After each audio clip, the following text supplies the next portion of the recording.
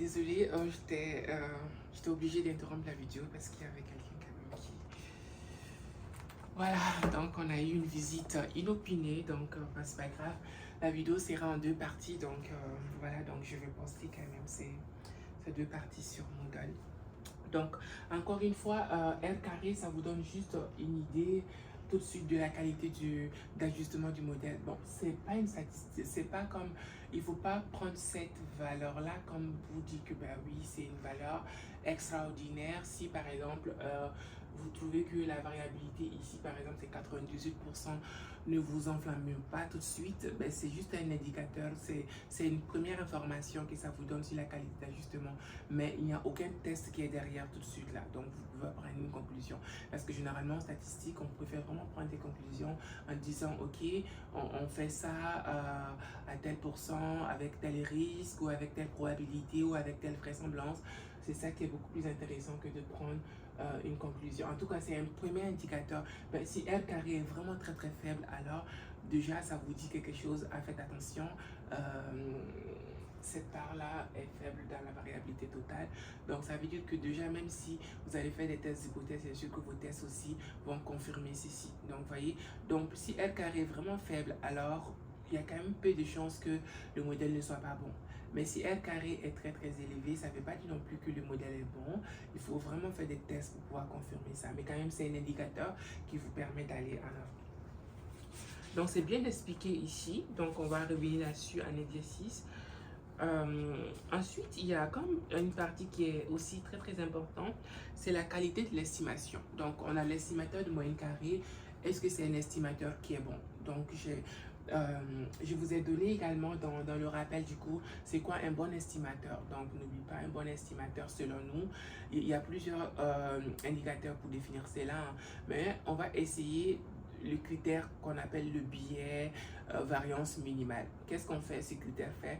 Donc, il va essayer de fixer le biais à un niveau et on va jouer sur la variance. Parce que normalement, si vous vous rappelez encore de vos cours de stats, c'est un critère qui est basé sur ce qu'on appelle sur le mean square error. Donc, l'idée, c'est que quand on a deux estimateurs, il faut que le mean square error et qu'on veut choisir un, donc on choisit celui qui a le mean square error le plus petit.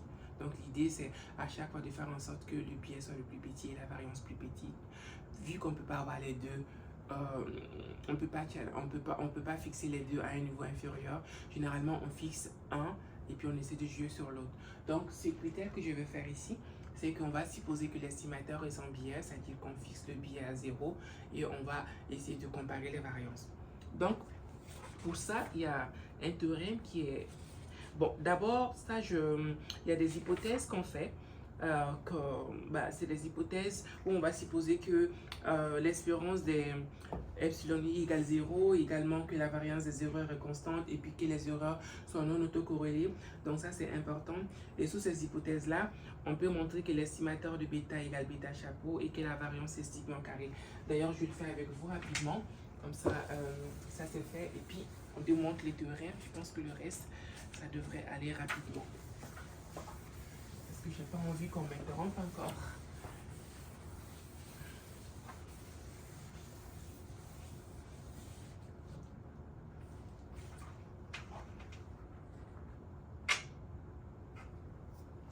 Voilà, qu'est-ce qui se passe finalement? Donc, on a comme hypothèse, on a l'espérance de epsilon i égale 0, variance de epsilon i égale 0, sigma carré, et covariance de epsilon i, epsilon j égale à sigma carré. Sous forme matricielle, bon, on va pas oui, sous forme matricielle, bon, oui, sous forme matricielle, on peut, par exemple, calculer, si vous avez epsilon, n'oubliez pas epsilon que je vous ai donné, c'est le vecteur epsilon i jusqu'à epsilon n, vous voyez? Donc, ça veut dire que l'espérance de epsilon, ça va être le vecteur nul. Ça va être l'espérance de epsilon i. Oui. Et là, ça va être 0, 0 partout. Donc, voilà. Et puis la même chose, si je dois calculer la variance de epsilon i, de epsilon plutôt, ça va être une matrice de variance covariante. Donc, comme ça, c'est segment carré. Donc, ça va être... Oh, ça, c'est 0, désolé.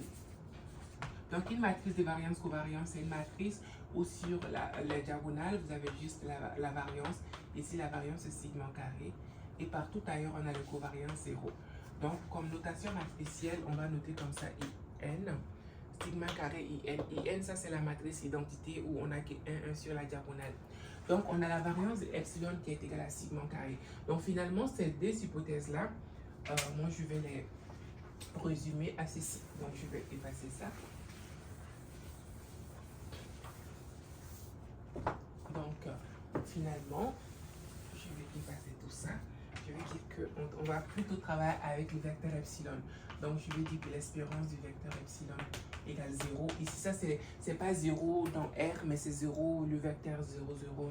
Voilà, ne vous trompez pas, mais de toute façon, ça, c'est juste un détail, mais c'est important. Barre de epsilon, ça va être segment carré UN. Vous voyez? Donc, on a ça.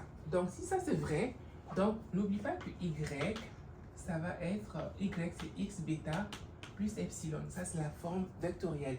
Donc, ça veut dire que l'espérance de Y, c'est égal à cette quantité X bêta. Voilà. Et parce que l'espérance de epsilon, c'est... Bon, d'ailleurs, je vais l'écrire pour vous. Ici, le terme qui est aléatoire, c'est epsilon par X bêta va sortir. Donc, c'est X bêta plus l'espérance de epsilon. Et l'espérance de epsilon, c'est 0. Donc, ça va être X bêta. Donc, j'ai l'espérance de Y qui vaut ça. Ensuite, je vais calculer la variance. C'est quoi la variance de Y? Encore une fois, la variance de Y, ça va être la variance. Je remplace Y par sa valeur. Donc, vous avez un terme aléatoire plus une constante. Donc, la variance de la constante, c'est 0. Ben, ça fait 0. Ça va être uniquement la variance de epsilon qui est égale à sigma carré IN. Donc, on a Y. N'oublie pas l'estimateur de moyenne carrée ordinaire, c'est X transposé X moins 1, X transposé Y. Donc, et bien évidemment, espérance de bêta chapeau. Bon, comme tout ici, c'est une constante, il y a également dans votre rappel cette formule-là. Donc, je vais juste calculer l'espérance Y qui est la partie stochastique. Alors que l'espérance Y, c'est X bêta. Donc, je vais avoir X transposé X moins 1, X transposé X bêta. X transposé X moins 1 fois X transposé X, ça fait l'identité. L'identité fois bêta, c'est bêta.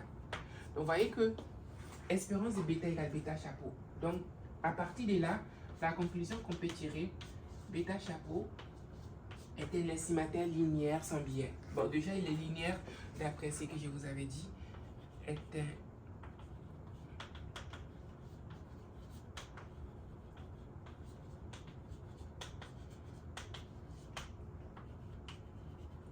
sans biais. Oui, voilà, de bêta. Parce que son espérance coïncide exactement avec bêta. Et c'est quoi la variance? La variance, bah, toujours en utilisant les formules que je vous ai données. Donc, la variance, quand vous avez ceci, bah, normalement, oui, oui, c'est ça. Ça dit que ce produit matriciel, oui, ça va être cette quantité-là. Oui, je crois que je ne me trompe pas. Donc, ça va être X transposé fois X moins 1. X transposé fois variance de Y. Alors que variance de Y, ah non, il y a comme multiplié par la transposée. Oui, c'est... Ok. Ok, on peut... Oui, il faut pas que je... Ça va être quoi?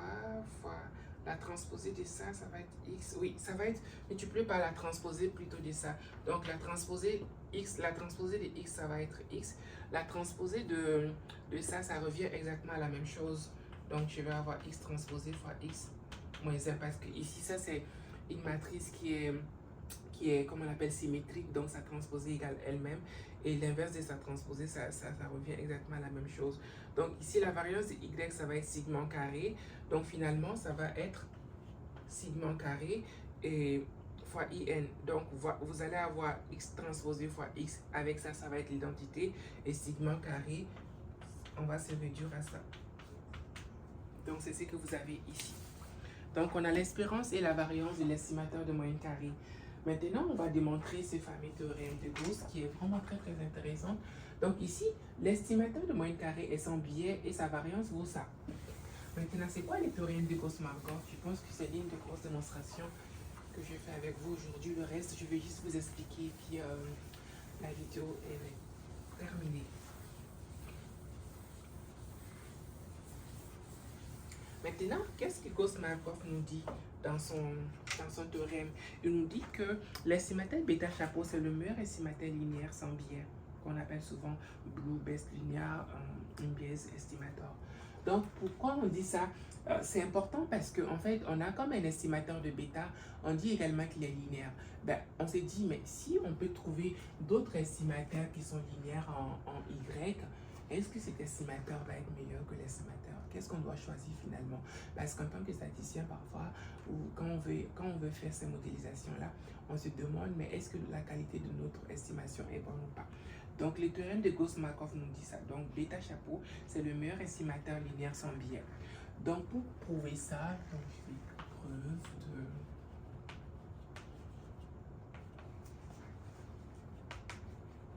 le théorème de Gauss-Markov.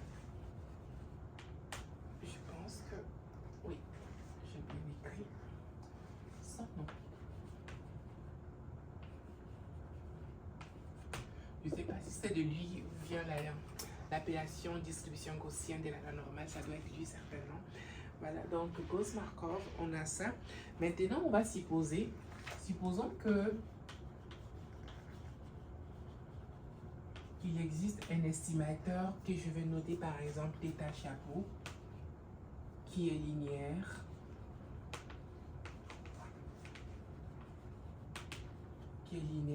et sans biais de θ. Donc, c'est-à-dire que l'espérance de θ chapeau égale θ. Égale bêta plutôt. Donc, je suppose ça, qu'il existe un estimateur linéaire qui est ça. Donc, mon idée, c'est de comparer. On va comparer la variance de θ chapeau à variance de bêta chapeau. Car l'espérance de bêta chapeau est lui-même égale à bêta. Donc, vous voyez, donc, mon idée, c'est de montrer qu'il n'y a pas d'autre estimateur linéaire de bêta, sans biais de bêta, qui est tel que, qui est préféré à bêta chapeau. Il n'y a pas. C'est ça que je vais démontrer. Maintenant, pour ça, je me donne l'estimateur linéaire bêta qui est sans biais, qui s'appelle θ chapeau, et puis je vais comparer les deux. Encore faire attention, ici, vous avez ça, c'est une matrice, ça, c'est une matrice. On va faire appel à une notion qu'on appelle semi-définie positive, que j'ai donnée dans le document. C'est quoi une matrice semi-définie positive? Par exemple, si A est semi-définie positive, c'est comme vous, c'est la même chose quand vous faites, vous allez voir, semi-définie positive, par exemple. Si, par exemple, vous avez x transposé fois A fois x est supérieur ou égal à 0, quel que soit x, il faut que le produit x transposé fois A soit compatible. Ben, c'est quoi l'idée? C'est quoi? Si moi je parviens à démontrer que var de θ chapeau moins var de bêta chapeau est supérieur à 0, mais ici, comme c'est des matrices, on ne va pas dire supérieur à 0, on va plutôt faire un équivalent comme ça, qu'on va appeler semi-définie positive, genre comme. Donc, vous voyez, si je parviens à montrer que cette différence est semi-définie positive, ben c'est fini, j'aurais démontré le théorème. C'est comme pour dire que cette matrice est plus grande que ça, mais ça ne se dit pas, hein, mais comme je dis, c'est ça l'intuition. Comme quand vous êtes dans R et que vous comparez deux réels, vous faites la différence. Si la différence est positive, c'est que, ben voilà, voilà, ou si c'est négatif, l'idée c'est exactement pareil. Donc pour ça, on va explorer tout ceci, sachant que c'est ça qu'on va arriver. Donc je vais enlever ça.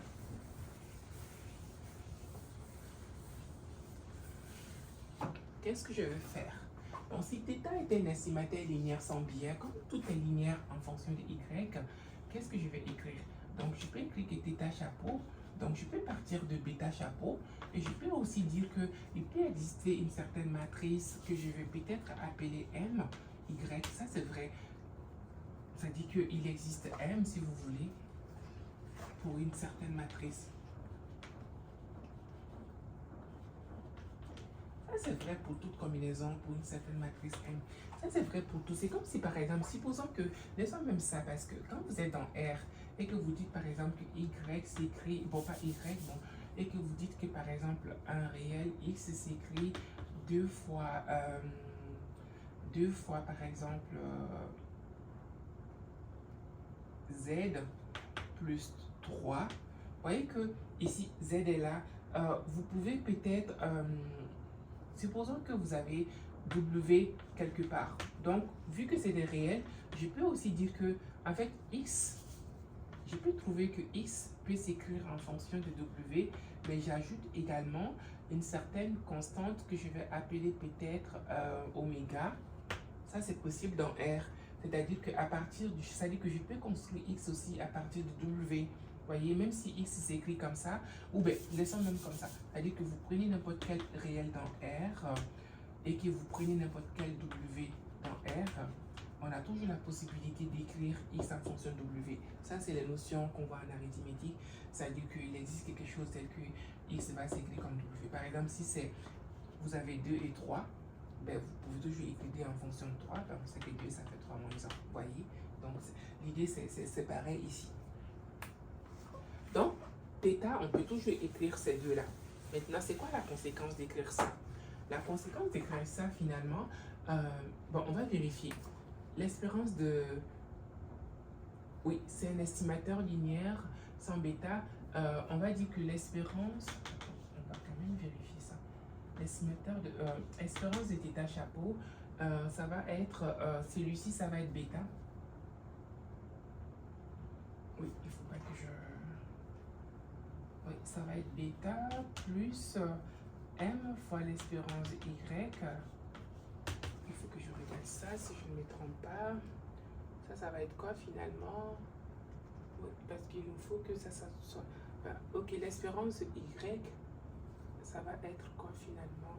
Donc je vais avoir bêta plus M fois l'espérance de Y. L'espérance... Oh, j'avais effacé. C'était quoi l'espérance? X bêta. Donc, MX. Oui, non. Bah, ok, on va essayer de... Ok, donc, au lieu que ça soit... On peut même prendre peut-être... au lieu de que ça soit Y, on va prendre peut-être une variable qui est telle que ben, l'espérance de celui-ci va être par exemple égale 0. Donc, on peut peut-être prendre le résidu epsilon, oui, peut-être le résidu. Ça aussi, c'est possible. Donc, on peut aussi... Ça dit que ça, vous pouvez faire n'importe quelle combinaison. Mais l'idée, c'est qu'il faut qu'on construise l'estimateur bêta de telle manière que ben, quand vous allez appliquer l'espérance, ben, vous trouvez 0. Donc, cette partie-là, quand je vais appliquer... bon, on va prendre les secondes, pas le résidu, mais plus epsilon, voilà. Donc, on arrive à quelque chose normalement comme ça. Donc, vu que ça c'est 0, donc finalement on a bêta. Donc, on construit vraiment notre estimateur. C'est-à-dire que vous avez vraiment le choix. C'est-à-dire qu'à partir de votre vecteur bêta chapeau, vous pouvez construire n'importe quel vecteur plus. Parce que ça c'est linéaire en Y et M chapeau, epsilon aussi, il y a une relation entre epsilon et Y. Vous voyez, epsilon s'écrit comme Y moins X bêta. Donc, vous voyez qu'on peut toujours faire ces différentes combinaisons-là. Donc, voilà. Là, on construit notre vecteur de cette manière-là. Donc, on est sûr que E de θ chapeau, ça fait bêta, il est sans linéaire. Il est sans biais plutôt. Donc, je vais calculer sa variance. Donc, variance de θ chapeau, ça va être égal à variance de bêta. Variance de bêta, ça va être... bon, on peut laisser comme ça. Hein. En général, les deux sont indépendants. C'est-à-dire bêta chapeau est indépendant des erreurs. Donc, du coup, ça va être plus la variance de... M epsilon. Qu'est-ce qu'on a finalement? Donc, on va avoir variance de bêta chapeau plus M epsilon. La variance de ça, ça va être M fois la variance de epsilon M transposé. Vous voyez, ça, c'est également dans votre rappel. Donc finalement, qu'est-ce qu'on va avoir? On a variance de bêta chapeau, plus, ici, variance de M, ça fait sigma carré UN. Donc je vais avoir sigma carré M fois M transposé. Et vous voyez, quand vous amenez de l'autre côté, vous allez avoir variance de θ chapeau moins variance de bêta chapeau qui va être sigma carré M fois T. Sigma carré est toujours positif. Une matrice fois sa transposée, vous obtenez toujours une matrice qui est semi-définie positive. Pourquoi? Parce que quand vous faites ces produits-là, vous obtenez une matrice où tous les éléments sont positifs. C'est au carré, vous voyez ici, M fois M transposé. Quand vous faites la multiplication, vous prenez la colonne de M, vous multipliez par l'autre, vous voyez, vous trouvez des termes quadratiques qui vont être au carré chaque fois. Donc ça c'est vrai, ça c'est toujours semi-défini positif. Donc vous voyez que cette différence-là, vous avez... Voilà, donc vous voyez que la démonstration, elle n'est pas assez longue, mais voilà, c'est vraiment très très intéressant et ça vous permet aussi de découvrir cette notion de semi-défini positive qui est un peu comme l'équivalent de comparer deux réels quand vous êtes dans R.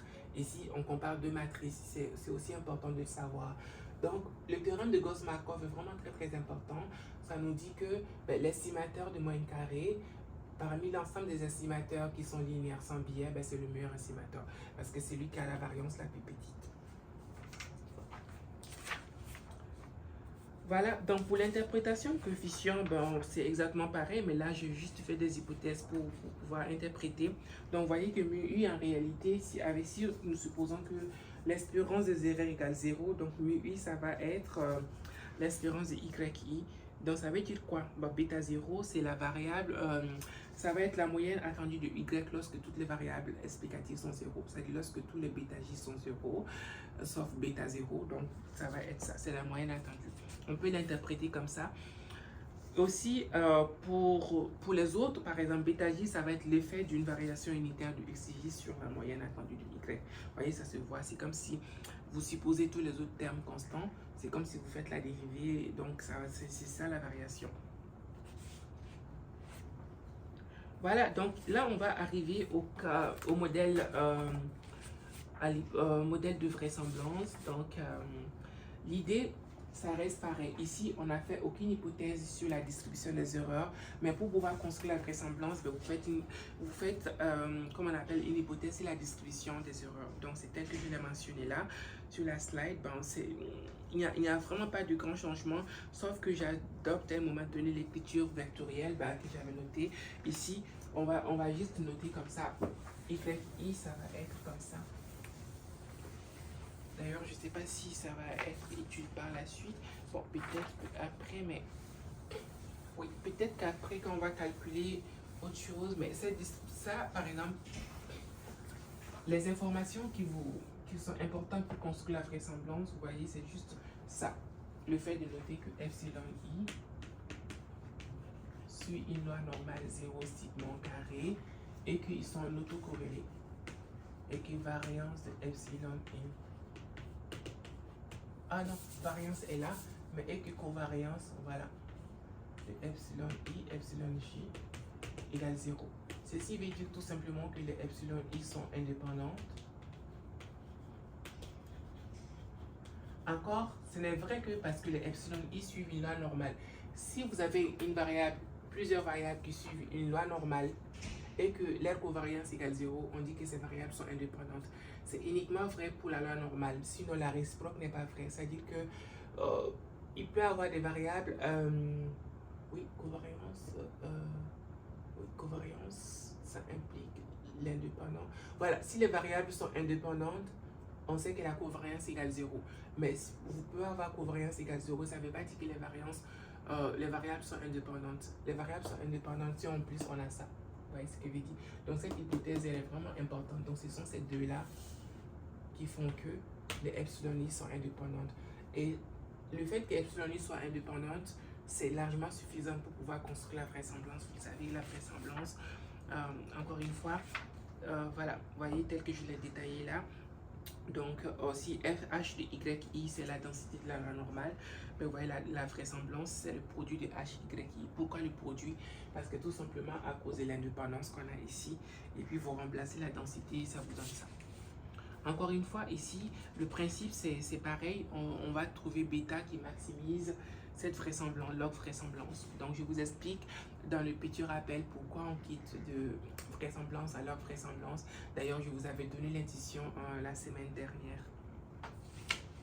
Voilà, donc il y a un petit exercice que je vous demande de faire, c'est de calculer cette dérivée partielle de la log vraisemblance et de montrer que vous arrivez exactement à la même équation du premier ordre que le cas de moyenne carrée ordinaire. Donc, c'est juste une question de dérivée. Donc, vous suivez les étapes que j'ai faites en utilisant les petits rappels et puis ça devrait aller. Encore, ça c'est une propriété très très importante pour les maximums de vraisemblance. Et il ne faut pas confondre cette propriété-là avec d'autres propriétés classiques des estimateurs de maximum de vraisemblance. Ici, le fait que les erreurs suivent une distribution normale et que les erreurs sont non autocorrélées de variance constante, on peut démontrer que l'estimateur de moyenne carrée suit une loi normale bêta sigma carré x moins 1. Déjà, bêta, on savait qu'il était sans biais, ça je venais de vous démontrer, et puis on a trouvé aussi sa matrice de variance-covariance. Mais pourquoi c'est normal? La justification, elle est aussi simple parce que vous savez que bêta chapeau, ça fait x transposé fois x moins 1, x transposé y, alors que y dans l'autre slide, je pense que je vous avais dit que y c'est ça. Y c'est une distribution x bêta sigma carré in, c'est ça y. Donc, alors que si vous avez toute combinaison d'une variable aléatoire normale et normale, ça également je vous ai rappelé. Donc bêta, la justification pourquoi bêta est normale, c'est parce que bêta est une combinaison de y, ou bien bêta est linéaire à y. Comme bêta est linéaire à y, ça veut dire que bêta aussi, y est normal, bêta aussi est normal. Maintenant, c'est quoi l'espérance de bêta? C'est bêta, je vous avais démontré ça plus tôt, et la variance vaut ça. Et là, vous voyez que je n'ai fait aucune hypothèse sur la taille d'échantillon. Ça veut dire que cette hypothèse de normalité, elle est valable même pour quand votre taille d'échantillon est très très faible. Donc c'est ça la force de ce modèle gaussien. Mais elle n'est valable que si ces hypothèses sur les erreurs sont vérifiées. Voyez. Donc on n'a pas besoin d'être en asymptotique, c'est-à-dire que n très très grand. On verra ça plus tard quand on va arriver à d'autres chapitres. D'ailleurs, je vous ai laissé une petite remarque par rapport à ça. Encore la même chose, on a un estimateur de sigma chapeau carré qui n'est pas celui qui est obtenu par l'estimateur du maximum de vraisemblance, parce que normalement, l'estimateur de sigma carré qui est obtenu en maximisant la vraisemblance est généralement biaisé. Donc, dans la pratique, on va préférer l'estimateur que je vous ai mentionné ici. Donc, l'idée, ça reste pareil comme dans le chapitre 1. Donc, on a cet estimateur-là. Voilà, donc une fois que vous avez vos bêta chapeaux, vous pouvez avoir une estimation de sigma chapeau, vous voyez, sigma chapeau au carré. Donc ça, c'est super intéressant aussi pour vous. Et on vient maintenant au test d'hypothèse. Donc, si vous vous rappelez, l'idée des tests, la dernière fois, je vous ai présenté les tests student. Ici, l'idée reste pareille. Donc, on travaille maintenant avec... on va tester de façon individuelle tous les coefficients.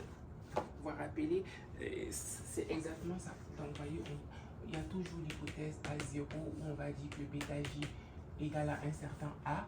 En général, nous, on va tester A égale 0, hein, mais j'ai présenté les tests de façon générale. Ici, au lieu de prendre... Bon, ici, oui, on va noter comme ça.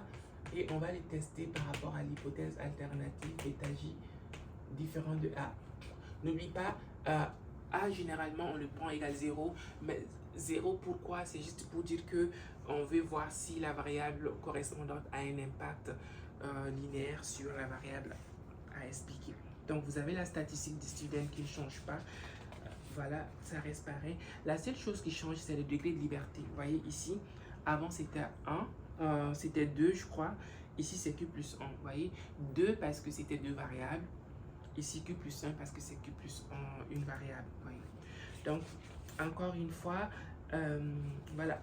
Donc, si vous avez le quantique de la loi des students, vous pouvez le faire. Maintenant, la seule chose qui est un peu délicate ici, c'est le calcul de la variance. Vous voyez, là-bas, on avait une expression de la variance. Mais ici, vous n'avez pas l'expression de la variance bêta J. Vous, tout ce que vous savez, c'est que vous avez l'expression de variance de bêta chapeau qui est égale à sigma carré X transposé X moins 1. Donc ici, c'est une matrice de variance covariance. Maintenant, vous, comme bêta chapeau est un vecteur qui est composé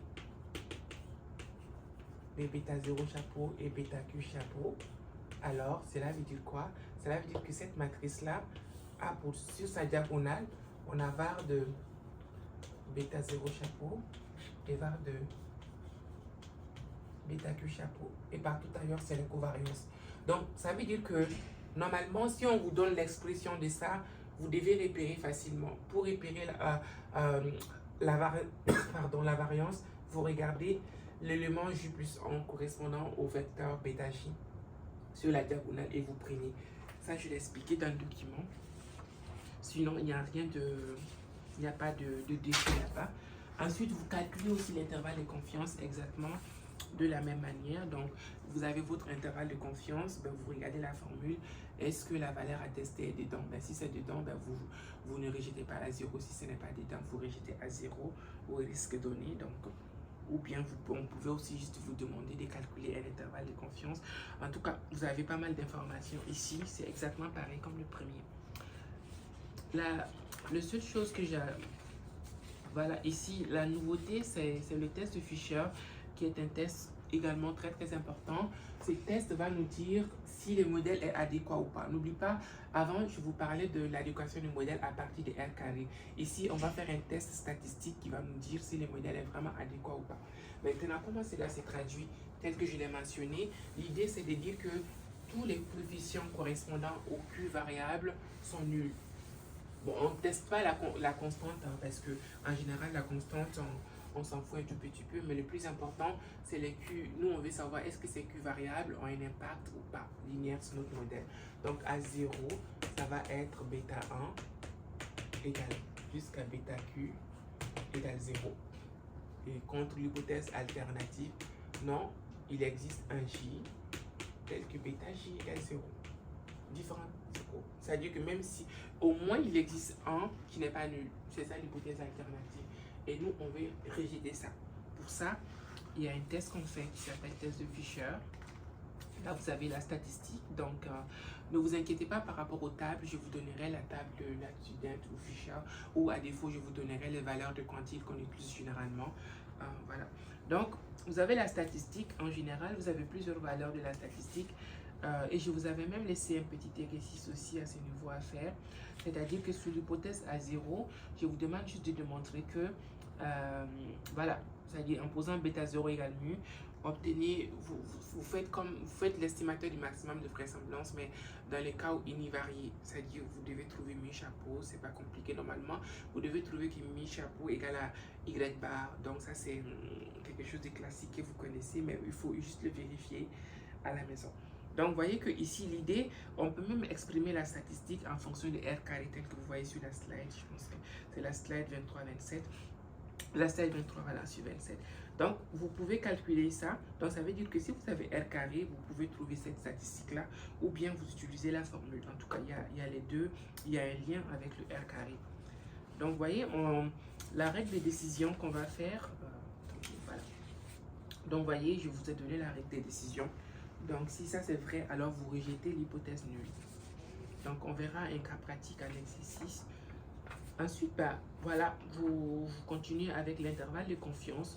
Donc, supposons que vous avez ici, faites attention parce qu'on a plusieurs, on n'a pas une seule observation, on a plusieurs observations des variables différentes. C'est ce que j'ai noté, xn plus 1. Donc, ça, c'est l'observation n plus 1 de la variable 1. Et xn plus 1q, c'est l'observation n plus 1 de la variable q que vous devez prédire. Mais pour prédire ça, l'idée, c'est exactement pareil. Vous voyez, les bêta 0, vous faites exactement comme à la slide 25. Ensuite, ben, au lieu de... Vous avez également l'intervalle de confiance. Voilà, tout c'est ça au niveau de l'intervalle de confiance. Ben, il faut juste, on va également voir des applications. Il faut juste savoir inverser cette matrice. Ben, si vous faites ça sur un logiciel, c'est facile. Mais si c'est à faire à la main, bon, après, si la dimension, la taille de la matrice est plus supérieure à 2, parfois c'est contraignant de faire l'inverse. Et parfois aussi, vous pouvez être amené, au lieu de prédire une seule variable, vous pouvez prédire toute une matrice ou une base de données. Ben là, je vous ai donné également à la slide 26 comment faire ça. On verra également une application pratique à cela quand on va arriver. Donc, je termine cette présentation par quelques remarques que j'appelle remarques générales, donc, dont on va prendre certaines dans la partie 2 de ce cours. Donc, la première remarque, c'est que le modèle de régression linéaire est adapté aux variables continues. Vous voyez, tous les exemples que je prends, c'est des variables continues.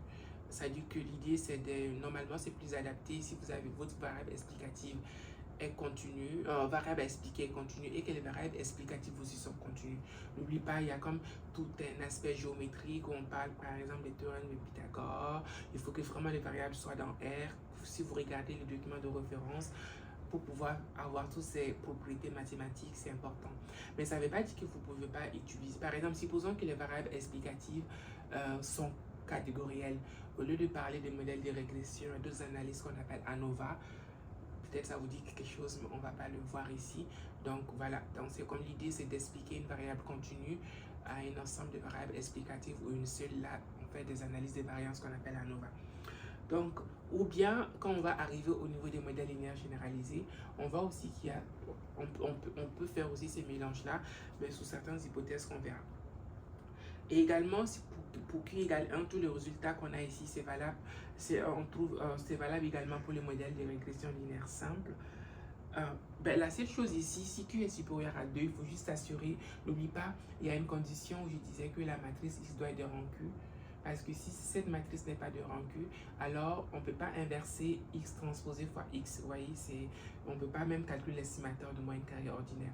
Donc ça veut dire que dans la pratique, vous devez vous assurer de ce qui passe. Normalement, il faut que les vecteurs soient linéairement indépendants.